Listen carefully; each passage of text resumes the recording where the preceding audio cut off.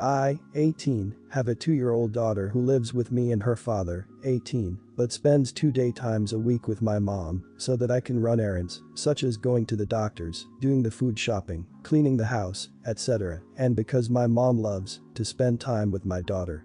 My 27-year-old sister was visiting my mom's house for the week from out of town. My sister and I have never really got on. When I got pregnant she thought it was the worst thing ever and insists that children ruin your life and thinks I forced my daughter on my mom, despite my mom saying otherwise. So, when I went to drop my daughter off with my mother at around 11 a.m. like usual, I was shocked to find my sister there alone. I asked her where my mom was and she said my mother had gone to the shop and would be home within a few minutes. My sister has always been very dismissive of me, she hates talking to me and will do anything to shorten the conversation, which is why I think this happened. I huffed because I was catching the bus into town to go to the doctors and it left in a few minutes. My sister rolled her eyes. I asked her if there's any way she would have my daughter for a few minutes just until mom came back. She had just woken up from a nap, she always sleeps in her stroller, so she would be happy to just sit on the sofa and watch TV until mom came back. My sister said absolutely not, I hate children and I don't feel comfortable being alone with her. Now, I completely understood this, and I think she was very clear in saying she didn't want to. I called mom on the doorstep and she said she was just leaving the store now, so she would be max 5 minutes. My sister rolled her eyes and said fine, I'll take her, and she took the baby out of the stroller. I was in a rush and thought my sister would be able to cope for 5 minutes. I didn't even think it would be a matter of coping, because it was such a short amount of time and the kid was tired. So I left and went for the bus. Literally, 5 minutes later I get a call from my mom that they're taking my kid to the emergency room because she cracked her head open on the living room table. Apparently, my sister had left the room for a couple minutes and my daughter wondered where she was going as she is never alone, so she tried to get off the sofa to follow her and she slipped and whacked her head. I am absolutely raging at my sister. I don't get how she could be so freaking stupid to leave a kid alone. She argues that I emotionally manipulated her into babysitting, which I feel I didn't. She says she thought it would be fine to leave the kid while she made a cup of coffee, but I feel like it's common freaking sense not to leave a kid on their own for more than like 2 seconds. Am I the idiot? My sister said absolutely not, I hate children and I don't feel comfortable being alone with her. This makes you are the idiot 100%, before the accident and after. I see you and others calling your sister stupid and other replies. I disagree. You know what's stupid? Leaving your child with someone who literally says they don't want to be responsible for her. You forced your sister into taking responsibility so you could catch your bus. Plan better, you created this problem. Your mother messed up for not being there when you arrived as well. You are the idiot. There seems to be a lot of bitterness and resentment in your post towards your sister. At the end of the day, you both have to live with personal choices. She told you flat out she didn't want to have anything to do with your child. You gave no real instruction and jetted on out. She isn't used to kids or instincts about kids or nuances about kids, so it's hard to blame her for not realizing that you really can't leave a 2-year-old alone for even a minute. I'm going back and forth between you being the idiot and everyone screws here. But I'm a big believer in personal responsibility, so I have to say you are the idiot. You did manipulate your sister into watching the child. She declined clearly, and you didn't take no for an answer. Why do you think you have the right to be pissed off at her for the accident? She clearly doesn't have a clue about taking care of toddlers, she told you she was uncomfortable doing so, and you left the kid with her anyway. My family and I hosted an exchange student from Prague a couple of years ago. Last fall, his family offered for us to visit and stay in their flat in Prague. I researched airfares and asked my 2 kids if they would be willing to pay $1,000 each to cover their airfare. At first, they declined but subsequently agreed. They are 16, twins, and have summer jobs. They each already had enough in savings to cover the cost. We are a middle-class family, maybe more towards lower middle class. My wife has a disability, so we are a single-income family. We travel for vacations occasionally, and I have never asked my kids to contribute to a vacation before. The airfare turned out to be $775 each.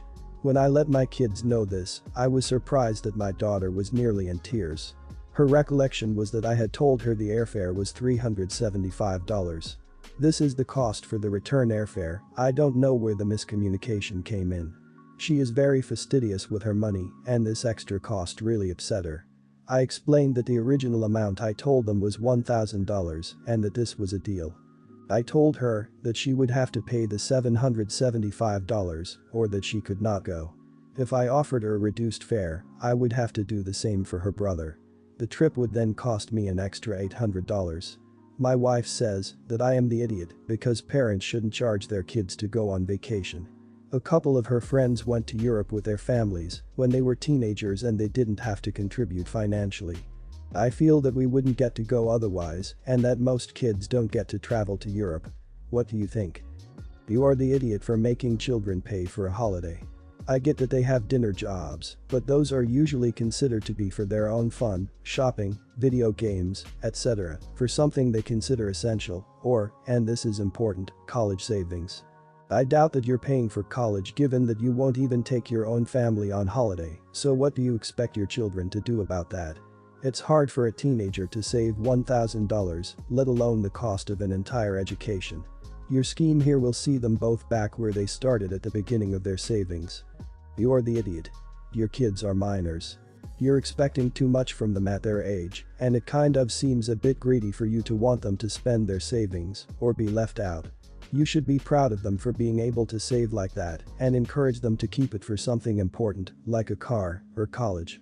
Being left out of a family vacation would have been terribly hurtful and upsetting to me at that age, and I would have felt pressure to do it, even if I didn't want to. You're the idiot. My parents took my 16-year-old sister and I to America from Aus last year, and never did they ask us to put in money for airfares or ACAM. My parents are lower middle class and had to save for 2 years and borrow some to afford to take us. My sister has a job and has $1,000, but she is also in school and paying for her own things apart from food and bills. We were only asked to provide our own spending money, as this was something we decide how little or much to spend. I need judgment. I really want to know if I would be the idiot if I cut contact with family. I feel guilty about even wanting to shun my family and I think it will hurt my dad.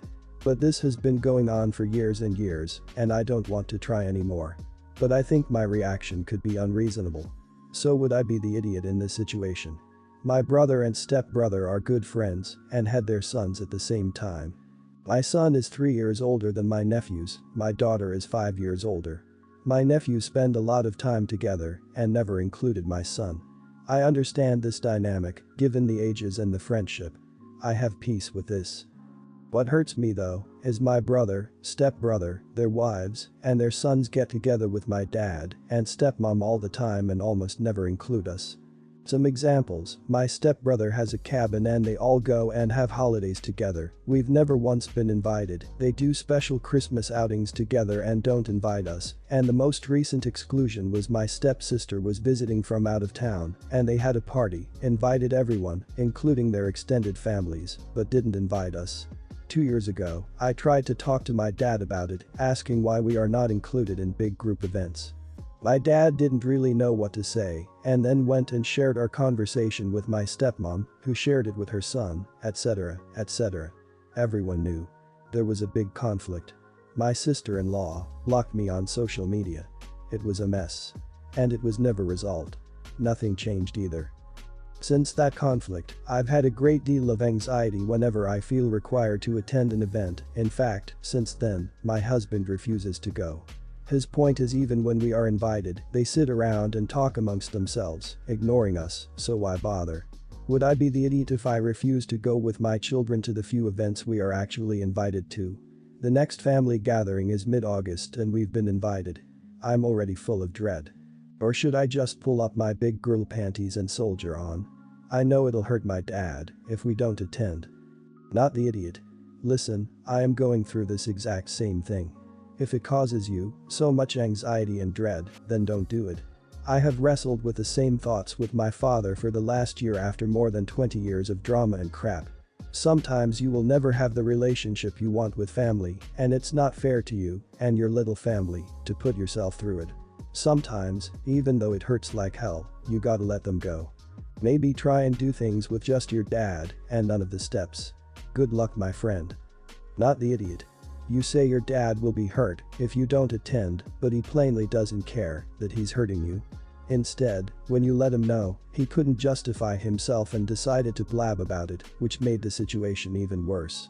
And I'm guessing he didn't have the spine to own up to that either. I think you should skip the August gathering.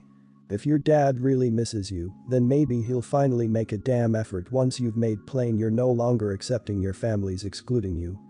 Not the idiot. You shouldn't be worried about your dad being hurt, you sound be worrying why your dad hasn't been including you and your family. That is just cruel and spiteful. He should be standing to for you. Drop the rope with him. I know you are hurt and upset, but you need to stop chasing people who don't want to spend time with you. If your dad wants to see you, he can come to you. Don't bother with any family events in the future.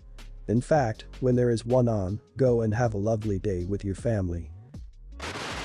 My across the street neighbors, like directly across the street, straight view down, have a dog, we don't.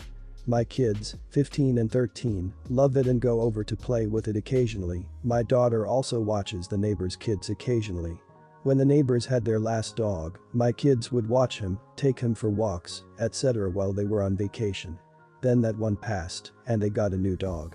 This time, they were having someone else walk the dog, but asked our kids to come by and feed her and collect their mail. My kids were doing so, but then asked if they could sleep at the house. They said they just wanted to crash in the living room with the dog, watch a movie, etc. After dinner, I sent them over. Since no one was going to be home, I didn't see an issue. I told them to leave everything as they found it, not to go through people's things, etc. They had their cell phones and I trusted them to be fine over there. I think they just wanted to feel grown up for a night. About 2 hours after they went over there, I got a text from my neighbor. Our kids' names still at the house. Yeah, why? We have a Nest camera set up. You guys have a TV at home, don't you? We do. They were just hanging out there. Are they doing something wrong?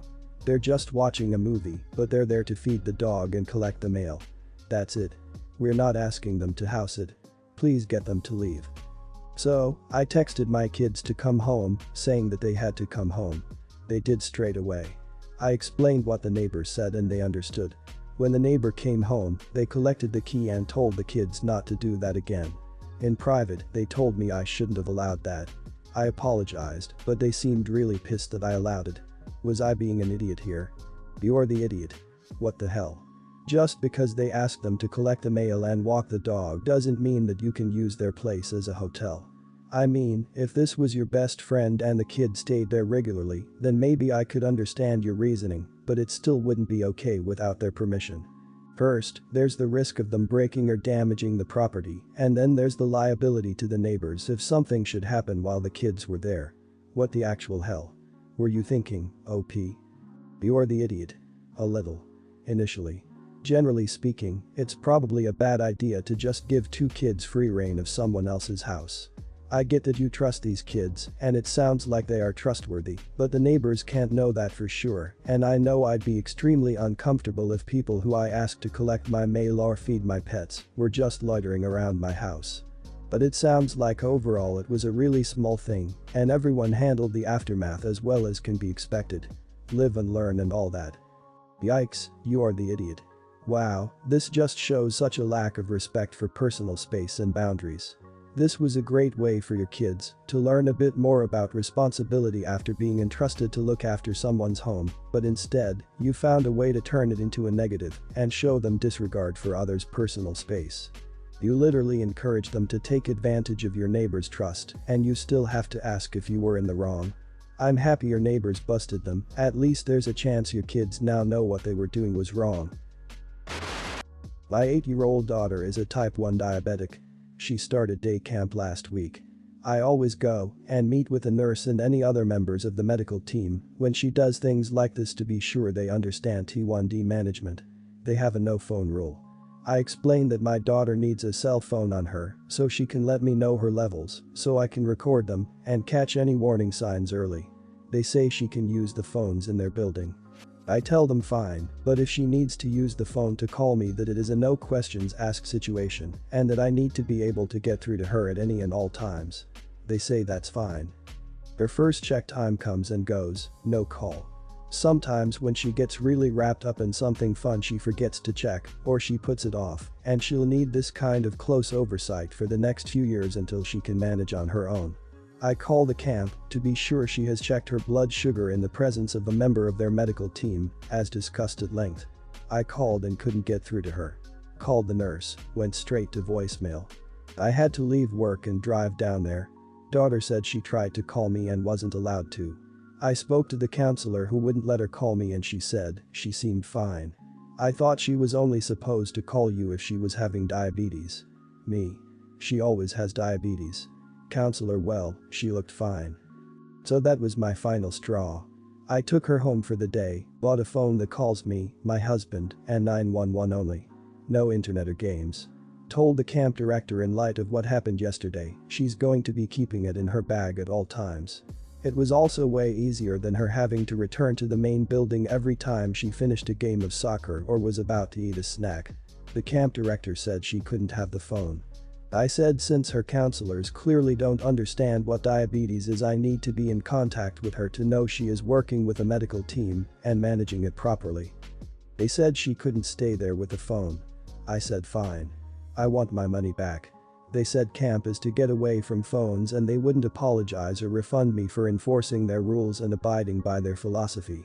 I offered to get a doctor's note for the phone. They say kids in the 70s manage their diabetes without a personal phone, so can your daughter. Rather than poke one of the dozen holes available in that argument, I just take my kid and go. The camp was expensive and you pay for each session in advance. I had a lawyer friend write an official sounding letter and I got my refund. Other parents are saying I should have worked harder to come to some kind of middle ground with the staff and not forced a refund. I don't think I'd do anything differently because my child's health is priority one. But I did only take one meeting before deciding, so am I the idiot? Not the idiot. Kids with illnesses have different needs and should be treated accordingly. The only thing those camp counselors achieved was making your daughter feel weird for having T1D. You tried to come to a solution that would not be an actual problem with a no internet phone. It's honestly kind of freaked up that they wouldn't try to accommodate a little kid with health issues. I would have wanted a refund as well. At least like this, you have that money to do some activities with your daughter. Not the idiot. Your child's health is paramount, always. If you were being an overreacting and overly concerned parent, which I don't think you were, that would be one thing. Diabetes in an 8-year-old is different. There were a lot of things they didn't have in the 70s, like seatbelts, defibrillators, and LASIK surgery. Guess what? We progressed, and now we include the new technology in our daily lives. They're ridiculous for not updating their rules to accommodate something as serious as your concerns about your child's serious medical issue. Not the idiot. I'm a nurse with experience in peds and diabetics, you absolutely did the right thing. These camp officials obviously have no understanding of diabetes and should not be in charge of children with this lack of caring and understanding. She looked fine is a bullcrap argument from bullcrap people. You did attempt to find the middle ground and they are the ones in the wrong. You love your daughter very much and she is living with a difficult circumstance. You're doing an amazing job. Keep it up.